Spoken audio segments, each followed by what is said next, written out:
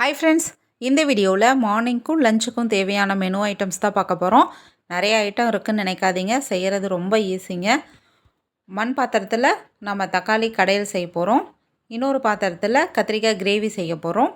ஒரு பொரியல் செய்ய போகிறோம். அவ்வளோதாங்க. மசாலா அரைச்சி அப்படிலாம் கஷ்டப்பட்டு வைக்கிற ஐட்டம்ஸ் எதுவுமே இல்லைங்க. ரொம்ப ஈஸி தான், ஆனால் டேஸ்ட்டு ரொம்ப நல்லாயிருக்கும். இப்போது இதில் நம்ம வாழைக்காய் பொரியல் செஞ்சுக்கலாம். பாருங்கள், கத்திரிக்காய் பொடி பொடியாக நறுக்கி எடுத்துக்கோங்க. தக்காளி நான் ஒரு 3/4 கிலோ எடுத்திருக்கேன்.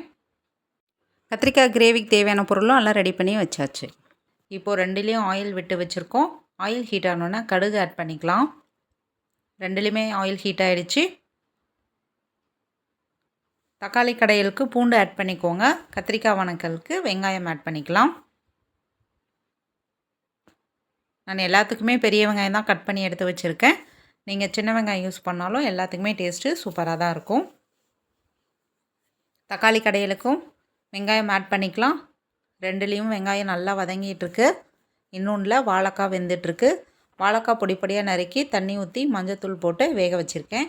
ரெண்டுலேயும் இப்போ கருவேப்பிலை ஆட் பண்ணிக்கலாம். கத்திரிக்காய் கிரேவிக்கு கொஞ்சமாக 1/2 டீஸ்பூன் அளவுக்கு இஞ்சி பூண்டு விழுது ஆட் பண்ணிக்கோங்க. அது நல்லா வணங்கினதுக்கப்புறம் சின்ன சைஸாக இருந்தால் 2 தக்காளி, பெரிய சைஸ் தக்காளினா 1 போட்டால் போதும். இப்போது இதுலேயும் ஆனியன் நல்லா வதங்கி வந்துருச்சு. இப்போது நம்ம நறுக்கி வச்சுருக்கிற தக்காளியை ஆட் பண்ணிக்கலாம்.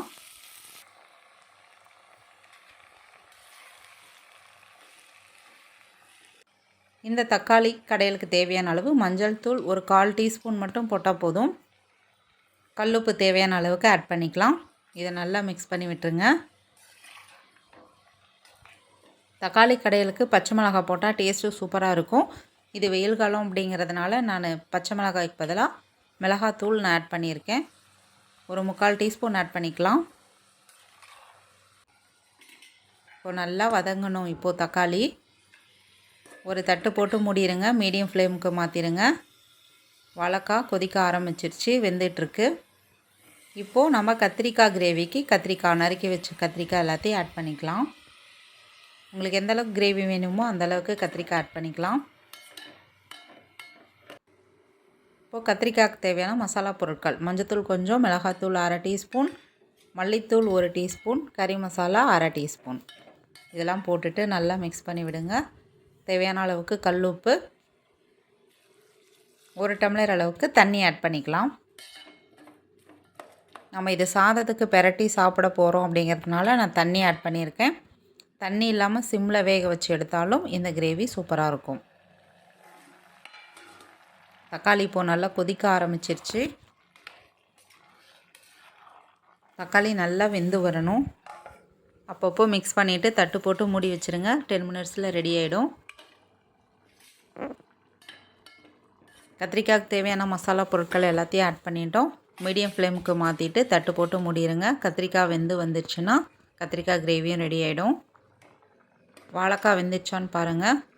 ஒரு 5 மினிட்ஸ்க்குள்ளே வாழைக்காய் வெந்துடும். பாருங்கள், வாழைக்காய் ரெடி ஆயிடுச்சு. இப்போது தண்ணியை எறுத்துட்டு வாழைக்காய் எடுத்து வச்சுக்கோங்க.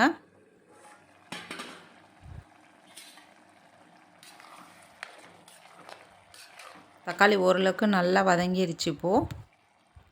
இப்போது ஸ்டவ்வை ஆஃப் பண்ணிடுங்க. ஒரு 5 மினிட்ஸ் நல்லா ஆறி வரட்டும். 5 to 10 மினிட்ஸ் நல்லா ஆறட்டும் கொஞ்சமாக. அதுக்கப்புறம் ஒரு மத்து போட்டு நம்ம கடைஞ்சி எடுத்துக்கலாம். இப்போது கத்திரிக்காய் வதங்கிருச்சான்னு பார்க்கலாம். கத்திரிக்காய் நல்லா மசிகிற அளவுக்கு வெந்து வரணும். அப்போ தான் டேஸ்ட்டு சூப்பராக இருக்கும். இன்னும் கொஞ்சம் நேரம் வெந்து வரணும். மறுபடியும் பிளேட் போட்டு மூடி வச்சுருங்க. நம்ம அதுக்குள்ளே இப்போது வாழைக்காய் பொரியல் பார்த்துடலாம். தேவையான அளவுக்கு ஆயில் விட்டுக்கலாம். கடுகு போட்டுக்கோங்க. கடலைப்பருப்பு கொஞ்சமாக ஆட் பண்ணிக்கலாம்.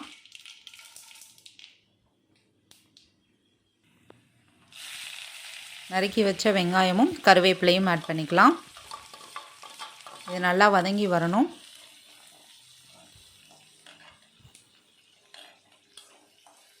வெங்காயம் நல்லா வதங்கின பிறகு நம்ம வேக வச்சு வடிகட்டி எடுத்து வச்சுருக்கிற வாழைக்காய் ஆட் பண்ணிக்கலாம்.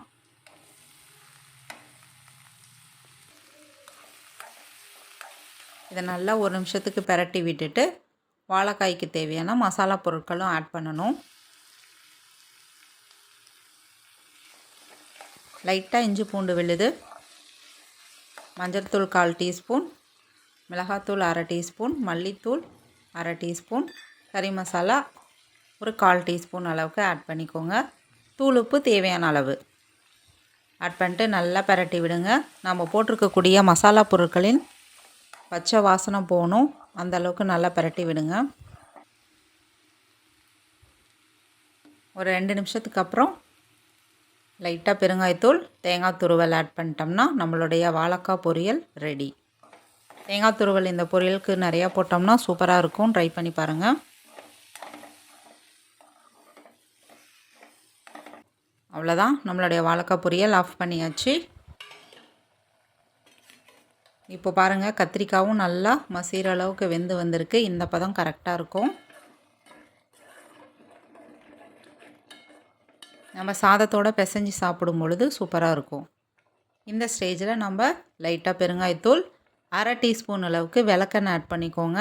டேஸ்ட்டு நல்லாயிருக்கும். ட்ரை பண்ணி பாருங்கள். இப்போது கத்திரிக்காய் கிரேவியும் ரெடி ஆயிடுச்சு. ஆஃப் பண்ணிடலாம். இப்போது தக்காளியை கடைஞ்சி எடுத்துகிட்டு வந்துடலாம். தக்காளி கடைஞ்சதுக்கப்புறம் கட் பண்ணி வச்சுருக்கிற மல்லி இலை கொஞ்சமாக, தேங்காய் துருவல் ஆட் பண்ணிக்கோங்க. நம்ம தேங்காய் துருவல் போட்டோம்னா தக்காளி கடையிலோட டேஸ்ட்டு சூப்பராக இருக்கும். ட்ரை பண்ணி பாருங்கள். அவ்வளோதான், நம்மளுடைய தக்காளி கடையல், கத்திரிக்காய் கிரேவி, வாழைக்காய் பொரியல் ரெடி ஆயிடுச்சு. இப்போது மார்னிங் டிஃபனுக்கு பூரியும் இட்லியும் நான் ரெடி பண்ணியிருக்கேன். பாருங்கள், பூரி கொஞ்சமாக போட்டாச்சு. இந்த தக்காளி கடையல் பூரி, இட்லி, தோசை, சப்பாத்தி எல்லாத்துக்குமே சூப்பராக இருக்கும். பாருங்கள், பக்கத்துலேயே இட்லியும் ரெடி ஆகிட்டுருக்கு. சாதத்துக்கும் தண்ணி வச்சாச்சு. எல்லாமே மார்னிங்கே வேலை முடிஞ்சது. பாருங்கள், இட்லி, பூரி, இதுக்கு தொட்டுக்க தான் தக்காளி கடையல், ரசம், இது லஞ்சுக்காக ரசம், வாழைக்காய் பொரியல், அடுத்ததாக கத்திரிக்காய் கிரேவி, அடுத்ததாக தயிர். அவ்வளோதான், இன்றைக்கான மார்னிங்க்கும் லஞ்சுக்குமான மெனு ஐட்டம்ஸ். சாதம் மட்டும் வடிச்சிட்டா வேலை முடிஞ்சது.